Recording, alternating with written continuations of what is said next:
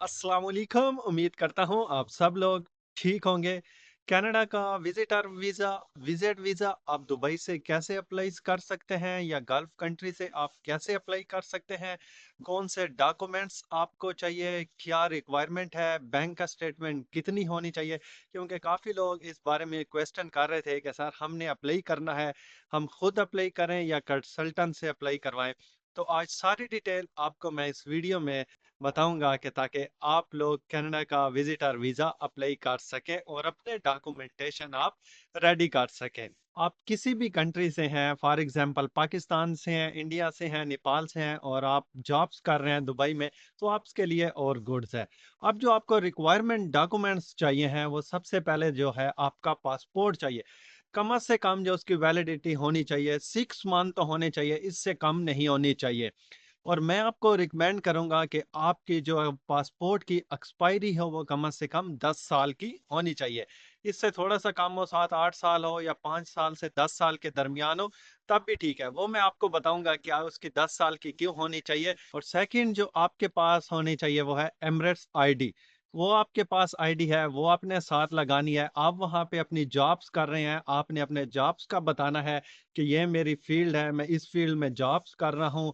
आपने अपना job letter साथ लगाना है। कंपनी से अगर आपको एनओसी मिलती है वो आपने साथ लगानी है। वो जो एनओसी आप साथ लगाएंगे क्योंकि उसमें लिखा होता है कि आपने 15 दिन या 20 दिन के लिए छुट्टी ली है, लीव ली है और आप वहां पे जाना चाह रहे हैं। तो जब आप अपना वीजा अप्लाई करते हैं तो उसमें भी आप मेंशन करते हैं कि ये मैंने इतने डेज का मेरा प्लान है और मैंने जाना है। तो आपको एनओसी का भी बहुत बेनिफिट्स हैं। तो जब आप जॉब लेटर अपना साथ लगाएंगे तो उसमें आपकी पोजीशन भी लिखी होती है, जो आपका डेजिग्नेशन होता है वो भी उसमें मेंशन होता है। सारी डिटेल जॉब लेटर में मेंशन होती है। तो वो भी आप अपना जॉब लेटर भी साथ लगाएंगे। आपने अपनी सैलरी स्लिप भी साथ लगानी है, 3 मंथ की, 6 मंथ की आप अपनी सैलरी स्लिप भी साथ लगाएंगे। और फिर आपने साथ लगानी है अपनी बैंक स्टेटमेंट।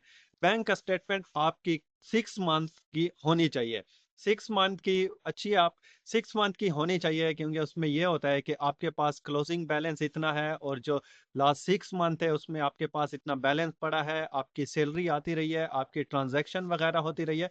तो वो आपके लिए बहुत अच्छा है 6 मंथ। वैसे आप 3 मंथ 4 मंथ की भी आप स्टेटमेंट लगा सकते हैं, लेकिन 6 मंथ की ज्यादा स्ट्रोंग होती है। अगर आपके पास 3 मंथ और 4 मंथ की और 6 मंथ की भी स्टेटमेंट नहीं है तो फिर जो लास्ट ऑप्शन आता है वो बैंक बैलेंस सर्टिफिकेट आप लगाते हैं। सिर्फ उसमें ये शो होता है कि आपके अकाउंट में इतने पैसे पड़े हैं और ये आपका क्लोजिंग बैलेंस है। बाकी उसमें कुछ भी शो नहीं होता है।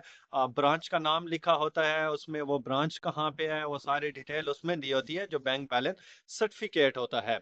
लेकिन उससे स्ट्रॉन्ग मैं आपको फिर यही रिकमेंड करूंगा कि आपने बैंक स्टेटमेंट साथ लगानी है। बैंक बैलेंस सर्टिफिकेट वो लगाते हैं जिनके पास पैसे नहीं होते, चाहे अपने फ्रेंड से लिए या मामू से लिए या किसी कजन या किसी से भी, वट एवर, उन्होंने बैंक बैलेंस सर्टिफिकेट लगाते हैं। वो होता तो रिस्क है, शायद हो सकता है उस पर भी कभी आपको वीजा मिल जाए।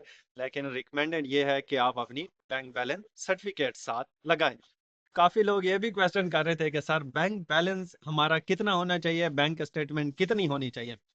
बैंक का स्टेटमेंट कहीं पे भी आईआरसीसी की किसी भी वेबसाइट के ऊपर कहीं पे भी मेंशन नहीं है कि आपके पास इतने पैसे हैं तो आप तब अप्लाई कर सकते हैं। ये जो कंसल्टेंट होते हैं या जो एक्सपर्ट होते हैं, किसको एक्सपीरियंस होता है, जिन्होंने वीज़ा लिया होता है, वो आपको अपने एक्सपीरियंस के बिहाफ पे बताते हैं कि आपके पास इतने पैसे हों तो तब आपकी लग सकती है। इतने पैसे आपके अकाउंट में होने चाहिए जब आप अप्लाई करें और अपना टूर प्लान दें तो वो आपके एक्सपेंस कवर कर सके। और जो आपकी फैमिली है आप उनको भी पैसे दें ताकि उनका भी जो 1 मंथ का खर्चा है या 2 मंथ का वो भी कवर हो जाए। तो आपके अकाउंट में इतने पैसे जरूर होने चाहिए। फॉर एग्जांपल 10 से 15 लाख पाकिस्तानी हो तो वो अच्छा है आपके अकाउंट में हो, ताकि आपके एक्सपेंस कवर हो जाए। अब उसकी वजह क्या है? अब लोग कहेंगे 10-15 लाख तो सर बहुत ज्यादा है। 10-15 लाख सिर्फ 5-6 लाख का तो टिकट है कनाडा का।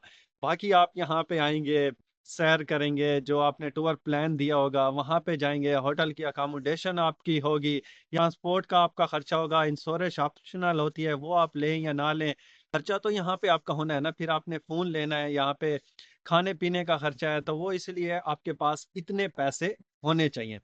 अब आ जाता है back to home ties. Back to home ties में कौन कौन से डॉक्यूमेंट्स आते हैं और कौन से आपको साथ लगाने चाहिए। बैक टू होम टाइज में आपकी आती है फैमिली। अगर आप मैरिड हैं, आपकी शादी हुई है, तो आपकी लगेगी MRC, मैरिज रजिस्ट्रेशन सर्टिफिकेट। और आपकी शादी नहीं हुई है तो फिर लगेगी FRC, family registration certificate. Registration certificate में ये मेंशन होता है कि इसके बहन भाई इतने हैं और ये इनके पेरेंट्स हैं, वो सारा नाम उसमें दिया होता है। बेशक आपके वो पाकिस्तान में रहें या इंडिया में रहते हैं, तो तब भी वो आपने FRC और MRC दोनों साथ लगाने हैं। ये बैक टू होम टाइज में आता है। और आपकी कोई प्रॉपर्टीज है, आपके नाम पे कोई घर है, प्लॉट है, वो भी आपने मेंशन करना है कि ये मेरे नाम पे हैं, इनकी इतनी वैल्यू है। वो एक स्टाम्प पेपर बनता है पाकिस्तान से। अब इंडिया का तो मुझे पता नहीं है कि वहाँ पे कौन सा पेपर है, लेकिन स्टाम्प पेपर एक हमारा गवर्नमेंट का पेपर होता है, ऑथेंटिक पेपर होता है।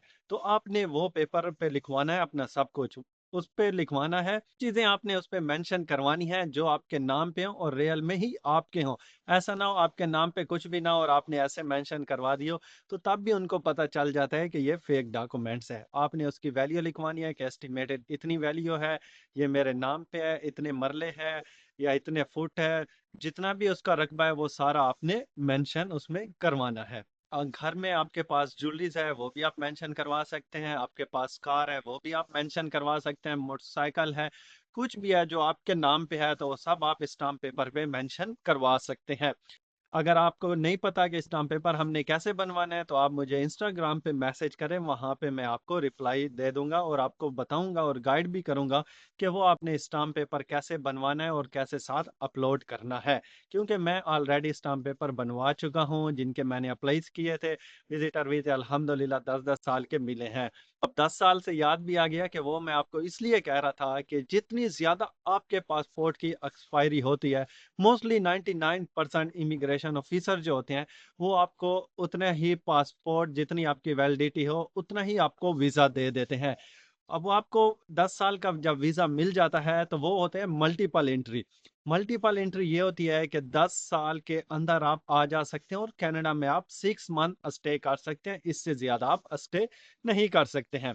तो 10 साल में आप कभी भी कनाडा आ जा सकते हैं। क्योंकि आपके पासपोर्ट की एक्सपायरी ज्यादा थी तो आपको वो ज्यादा वीजा मिला। अगर आपकी 6 मंथ की होगी या 1 साल की होगी तो आपको वीजा 4 मंथ 3 मंथ का मिलेगा या 1 मंथ का मिलेगा या 7-8 मंथ का आपका मिलेगा। तो मैं आपको यही रिकमेंड करूंगा कि ज्यादा से ज्यादा एक्सपायरी हो ताकि आपको ज्यादा वीजा मिल सके। और इसका और भी एक और बेनिफिट्स इस टाइम जो कनाडा में है 2024 में, आप इसको visitor visa, visit visa to work permit में भी कन्वर्ट आप इसको करवा सकते हैं। अब मैं इसमें अगर मज़ीद इसका बताऊंगा तो वीडियो काफ़ी लंबी हो जाएगी, क्योंकि ये मैंने आपको बता रहा हूँ कि आपने अपने डॉक्यूमेंट्स कैसे रेडी करनी है। तो बैक टू होम टाइज में आपकी फैमिलीज आ जाती है, आपकी प्रॉपर्टीज आ जाती हैं, ज्वेलरी आ जाती है, अगर बिजनेस है वो भी आ जाता है। तो ये सारे डॉक्यूमेंट्स आपने रेडी करके खुद अप्लाई करना चाहें, आपको पता है तो आप खुद भी अप्लाई कर सकते हैं।